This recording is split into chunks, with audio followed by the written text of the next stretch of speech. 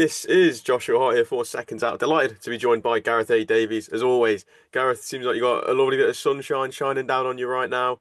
How is everything, mate? You all good? I'm very good, thanks. Yeah, I'm down on the south coast, a few days with friends, bit of cycling. Might even get my dry suit on and do a bit of paddle boarding. I'm looking out on Poole Harbour here at the moment. Um, might get out there on that water, but it's a bit nippy. But definitely gonna have some bike rides in this beautiful sunshine. When I left North London or north of London earlier on today, it was just like a foggy mess. I don't know what it's like where you are today, but actually, it's quite sunny, isn't it? Fairly sunny outside. I've got my blinds closed to make the camera look right, but Yeah, yeah, blue we've skies needed a bit today. of warmer weather, to be honest. It's been so cold. Thank God the sun's out. It's a long Absolutely. month, January. Absolutely. When I was in Sheffield at the weekend trying to get myself down to the arena, battling with all the snow and ice, it definitely wasn't the easiest battle, but we got it all done. Are you sure it's not going to be a little bit too cold for a bit of paddle boarding? Do you reckon you might have to give that a miss this time around? We shall see. I'm down here a couple of days. It's supposed to be a little bit warmer tomorrow. I've got a dry suit anyway, so and it's pretty flat at the moment. Just wouldn't want to fall in. That's the thing. Fair enough. Well, we'll dive straight into all the boxing talk, like we've just been saying off camera briefly. A hell of a lot of news has come out in the last few days about all sorts of different fights. But I do want to start off by talking about last Saturday while I was in Sheffield watching a Callum Simpson demolition job. I guess you could say you had the luxury of being at the Ring Magazine Awards in London. As someone who was there, what was that whole experience like and seeing so many great fighters from today and the past all within one room? How was that? Yeah, it was amazing. I was on the red carpet doing lots of interviews to talk sports and feeding into our fight night show, and I do think I did about 20 interviews. It was fantastic. I got to interview a lot of fun interviewing Fabio Wardley and Moza Talma together and Anthony Yard and Joshua Boazzi together. That was fun. But also talking to Devin Haney and Bill Haney and Tio Lopez and Ryan Garcia and Canelo Alvarez and Shakur Stevenson, um, Lennox Lewis. I spoke to all of these people. Um, but Roberto Duran was there. So many people were there. It was an amazing thing that the Saudi Arabians and Turkey had put together for the first ever award ceremony under the relaunch of the Ring magazine under his ownership now. I think London was the right place for it. But it was amazing. People had flown. Jai Opetaia had flown in from Australia, where he'd won a couple of days earlier. It was an extraordinary meeting of the great and the good of boxing and in a brilliant awards ceremony. Alexander Usyk obviously won Fight of the Year. I spoke to him as well. Was it Gabriela Fundora that won the women's? Yeah, it was the flyweight who had unified all the titles. Had the Ring magazine belt, 3 wins last year. Glad for her. Fight of the Year was Fury Usyk. Won. Who else? Billy Dibb I interviewed as well. Billy had obviously got a comeback of the year, beating cancer. He was the first person, incidentally, to fight in Saudi Arabia against Amir Khan back in 2018. Great to see Billy because I spoke to him a lot during his cancer. Brilliant that it's in remission now. Yeah, it was a really great occasion. It was very, very special. Beautiful surrounds of the Royal Naval College, and knowing that Turkey wanted to do an annual awards ceremony, it was a brilliant thing that they put together. It really was. It was very, very special to be there. But as you know, he never does anything without reasons behind it. And all those names I mentioned, Terence Crawford missed his flight, but was in the next day. And my understanding is that all of these fighters have been sitting there in talks with him. Benn and Eubank were there, of course, and I know you'll come on to that. I interviewed both those two guys as well, both of those. They were all obviously at the dinner, then straight into negotiations with him over the next few days. Looking at obviously just the awards ceremony itself, do you think London will remain the hotspot for the awards, or do you reckon we could see Turkey take it around the globe and do one year London, next year he might go Vegas? Do you think that's how it's going to work? Who knows? What I do know is that it's London's a pretty good epicenter for people coming from east and west to former conglomeration. But it wouldn't surprise me if he took it around the world, if he took it to, like you say, Las Vegas or to Paris, um, or even have one in Riyadh after a big event. Thereafter, there's a big card. It wouldn't surprise me. So I think what will happen, it'll be a fulcrum for negotiating fights every year, or it certainly was in this case, because as I say, it's led to a lot of things. They weren't just having the awards dinner, which we only found out about almost like a week before with our invites. It's really well organized as well. I mean, there were lots of people in that giant ballroom. Um, but it was, yeah, I mean, what's come out of it is extraordinary.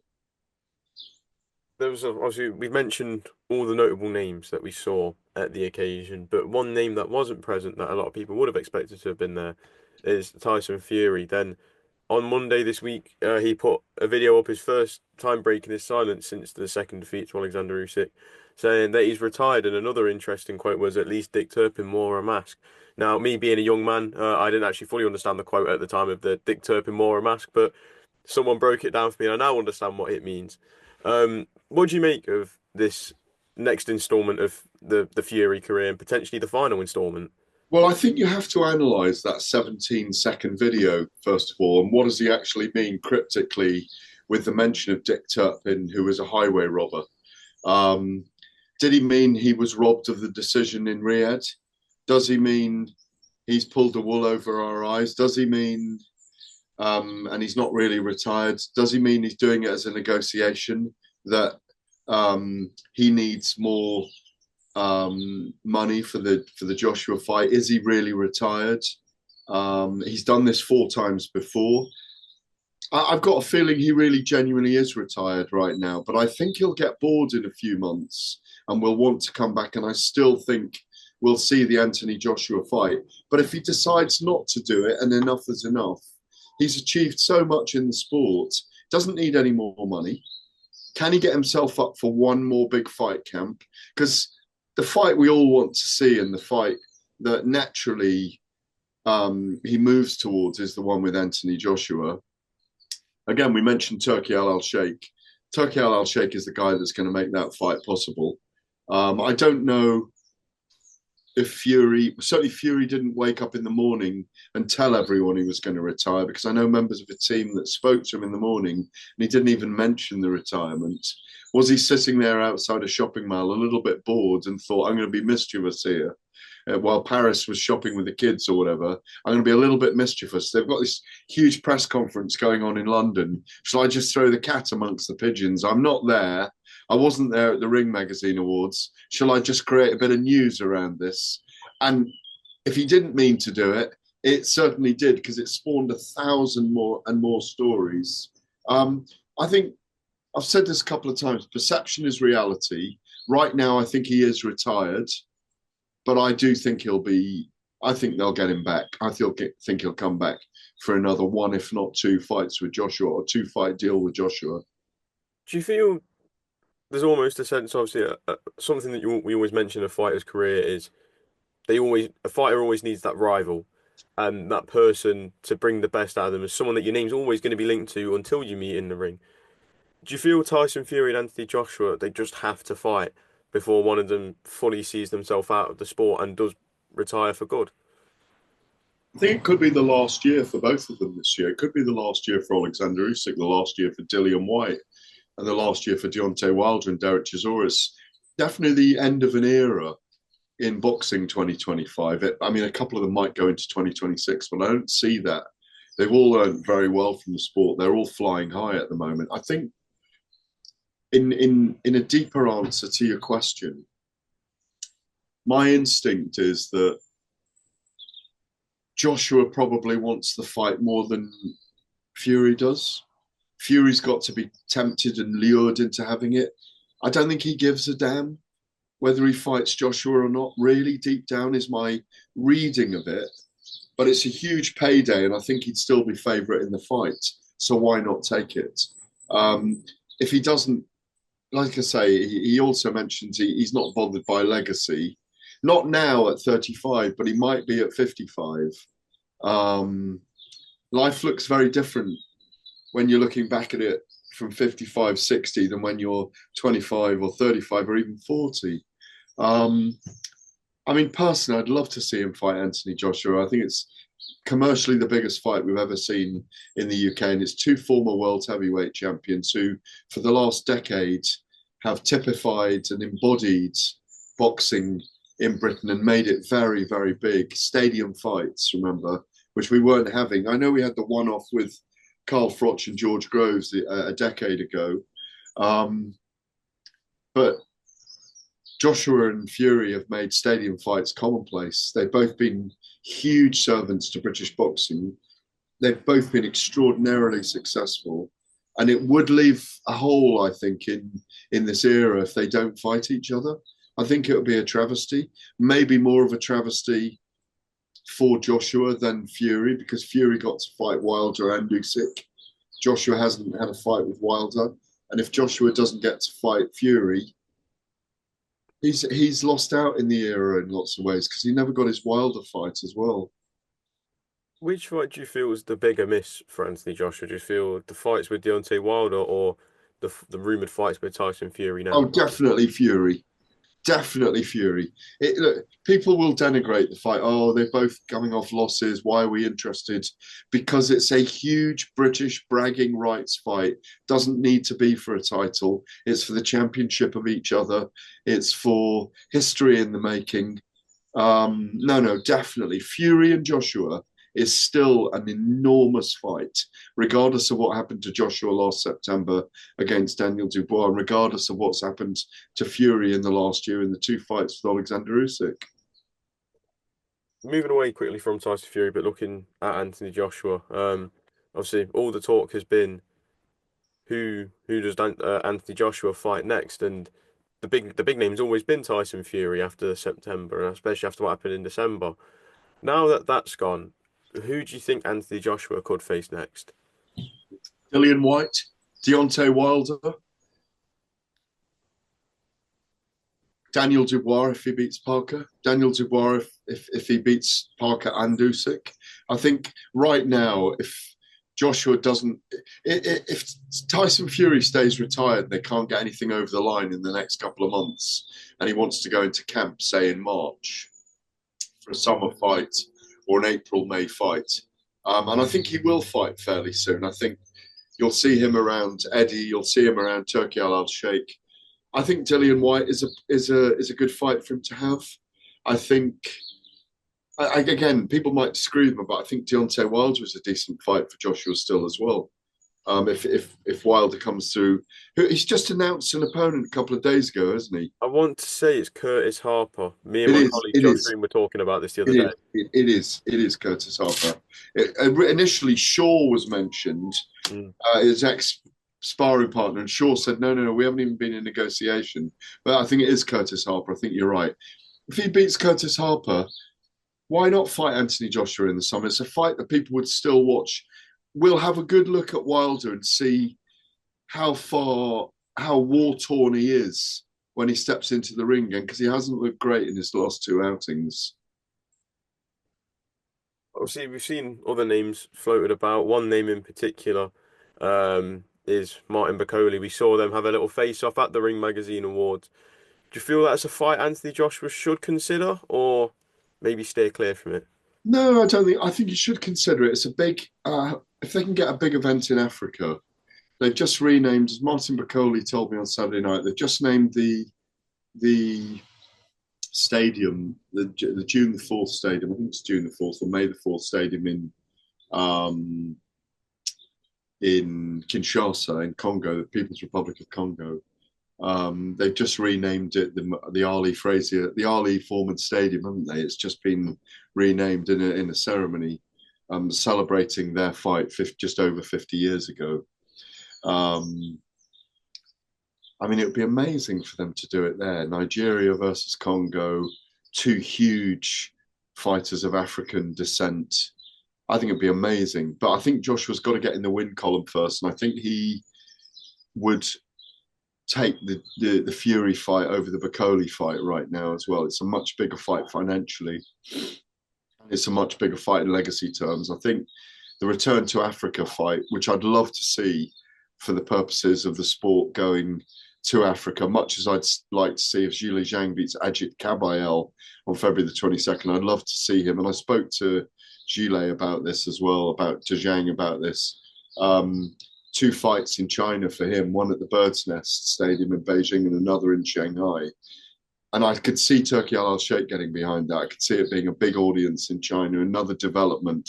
So the Chinese continent, Chinese mainland, and Africa are very important places to have big fights at the moment. But ultimately, I think Joshua would take the Fury fight above everything else if he has a warm-up fight first. Or he might not even have one, but I'm sure that's the fight he'd really like to focus on.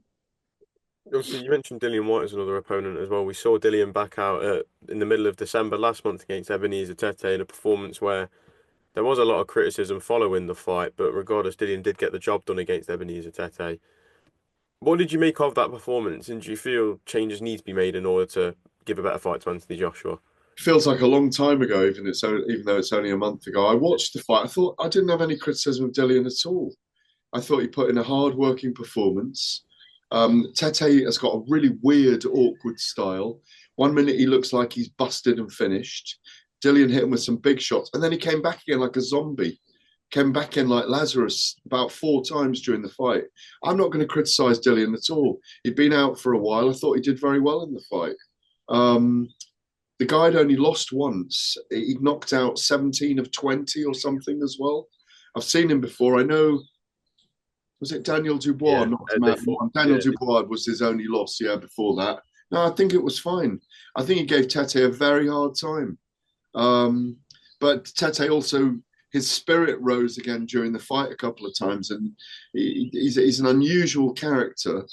No, I'm not highly critical of Dillian at all. Dillian was expected to win it. I spoke to Dillian just before it on TalkSport. I'm glad he's back and back in the win column. I like him against Joshua because I think it's a fight that does numbers and it sells. Absolutely. Just a quick one on another heavyweight. I spoke to Adam Morley on Tuesday about Joe Joyce. He's not a heavyweight, is he? Last time I saw him, he looked like a middleweight.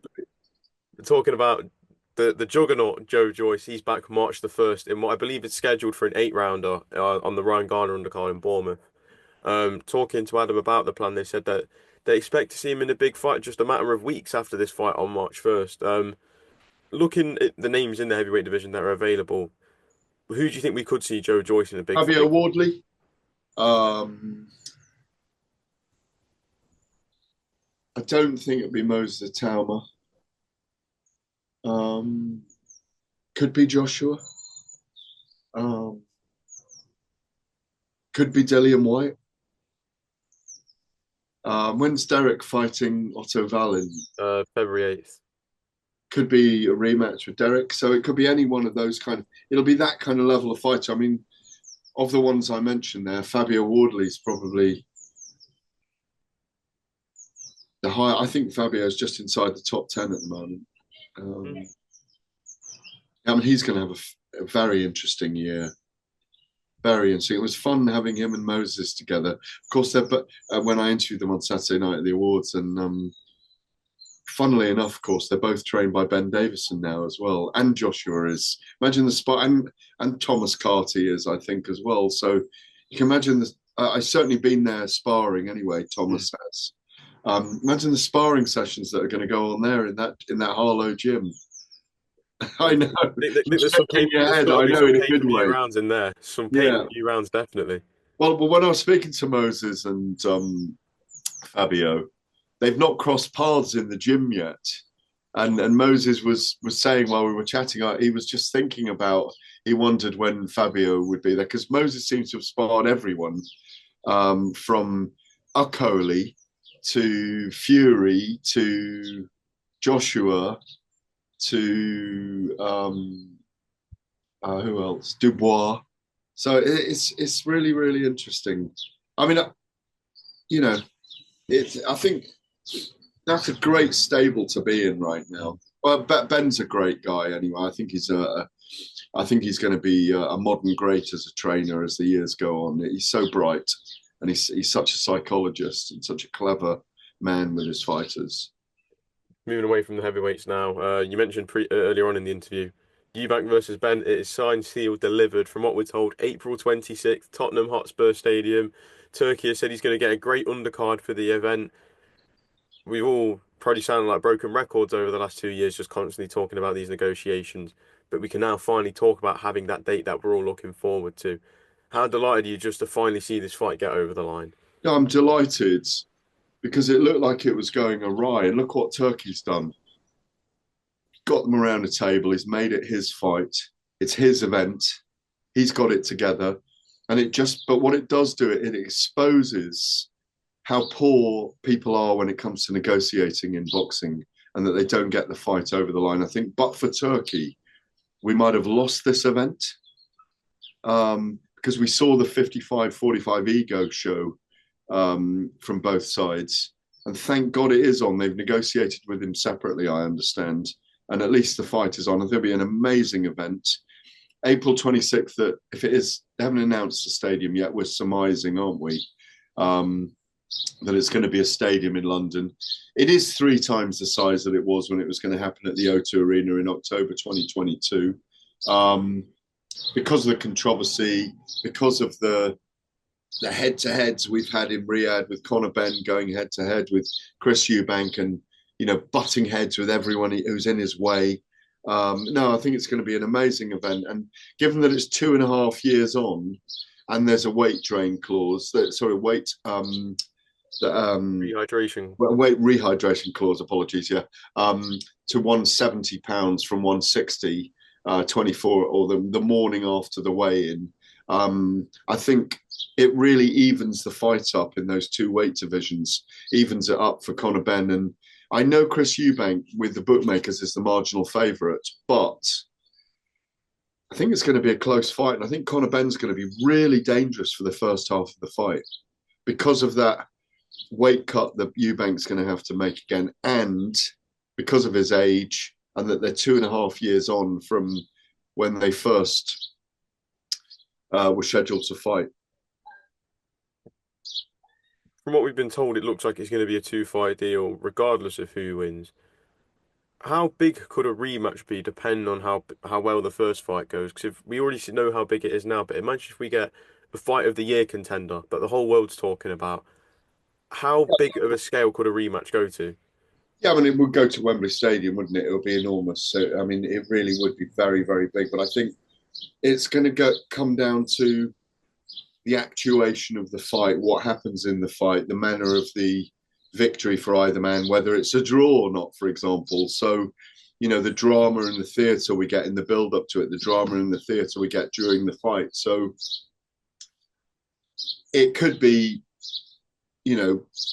sealed, signed and shut if Eubank is just too big for him and handles him easily and stops Benn, for example. But I think it's more likely to be a rematch if Benn beats Eubank, in my view. It stops Eubank, that is. But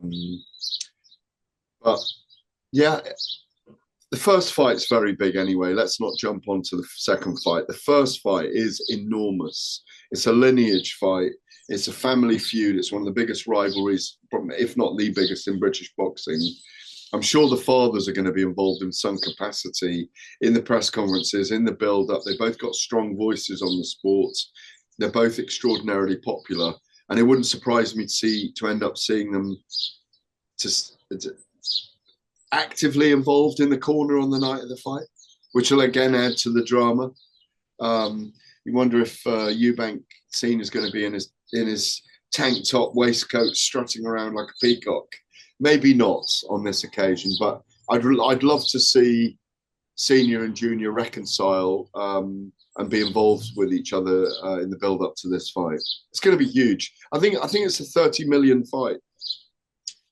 And I bet they're making very good money out of it. I mean, my estimation is they're making 8 to 10 million each out of it. Very, very solid estimation. Just a last one on this one before I move on to my final 2 questions. Hand on heart, how do you see this fight playing out? Who do you believe comes out on I top? think I said already, I think Benn is dangerous early. I mean, we are um, 3 months. We're 14 weeks away from the fight. I mean, I do need to have a little bit more of a sniff around both fighters and see where they are and do an interview with them. Hopefully, go and see them in their training camps and get a good look at them. But I think I do give Conor Benn a good chance in the first half of the fight, being very dangerous and aggressive. We've Beefy Smith punches pretty hard and is a very tough, durable man. And look what he did to Eubank in the first fight of their two iterations, if you like. That's where I'm at with it at the moment. The longer the fight goes, the more dangerous it may become for Conor Benn, because he hasn't been into those kind of championship rounds. And I think the other thing that you've got to take into account is that Chris Eubank has been in with a much higher caliber of opponent as well. But yeah, I mean, I'm fascinated by it. So that's how I see it at the moment. Conor Benn's very dangerous for the first six. And then maybe something else happens in the fight, and Ben gets and Eubank gets more dangerous as the fight goes on. That's where I am with it at the moment. I don't want to, but I do think Ben is dangerous, even though he's coming up two weight divisions. Moving away from that, Devin Haney versus Ryan Garcia, they've reached a deal. That it's not quite straight into it though. It's very similar to the Anthony Joshua Deontay Wilder situation at the back end of 2023. They're going to have a separate fight each in May, and then they'll meet for the rematch in October this year. Again, more great news, another great rematch, especially for the American fans who also locked in on that first fight. Like us boxing hardcore as well, we were fascinated by the fight. How do you see a rematch unfolding between the two? Well, I spoke to them both on Saturday nights. I spoke to Bill Haney as well as Ryan and Devin, and they both want that fight. Obviously, again, I think Turki Al Sheikh is the man who's getting the guys together to sign these things. I think it's right that they have a fight first. They both, I think, wanted to fight each other straight away, but having a fight with someone else first kind of lines it up nicely. I hope they're going to be on the same card, like two semi-finals. Devin Haney clearly wants it. They've dropped the assault lawsuit now, haven't they? As a result, I think both sides have requested to drop it, but I'm not sure if it's been dropped yet. That's right. They've requested to be. I'm sure it'll be dropped if both have requested it, unless the judge determines that it must go ahead. It's a very unusual case, as you know, but obviously they are pressing. They got the first fight annulled because he was overweight and two positive drugs in his system. I think it's brilliant. I outside Gervonta Davis and Shakur Stevenson and Terence Crawford and Canelo, if you count Canelo as an American fighter, because most of his fights are there, this is the biggest fight that we can see in America with those other two fights in 2025. So it's brilliant. And again, it's great that Turki Al Sheikh got them into London, got them around a table, insisted that they should be there. It's going to be fantastic. I marked 2024 a 9 out of 10. I think 2025 is shaping up to be a 9 out of 10 already. Just one on Ryan Garcia. We've seen him in various interviews, I believe, on Saturday night, refusing to take VADA testing going into this next fight. Obviously, again, caused a lot of controversy, caused a lot of talking points. What do you make of all of that? Well, to be tested by someone else then, but agree to it, one of the bodies testing you. Maybe it needs to be WADA then, or USADA. But he'll have his reasons. I'm not going to go into them right now, knowing some things that I know, but he's got his reasons. Because there's nothing wrong with a boxer challenging the veracity of testers, which is what Conor Benn did with VADA. So, every it's easy for people to point fingers when people have something in their system, and strict liability does need to be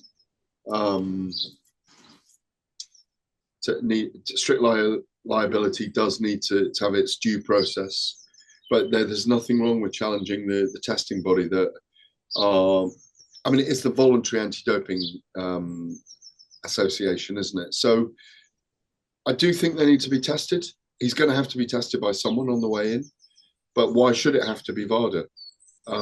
So I think it's absolutely fine with me.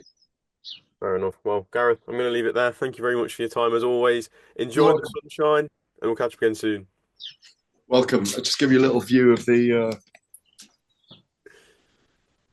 Oh, wow. You wouldn't even think it's January over there. Wouldn't even think. Beautiful, isn't it? Beautiful place. Great to see you. Cheers, Not bad. mate. Thank you, Gareth. Cheers. See you later.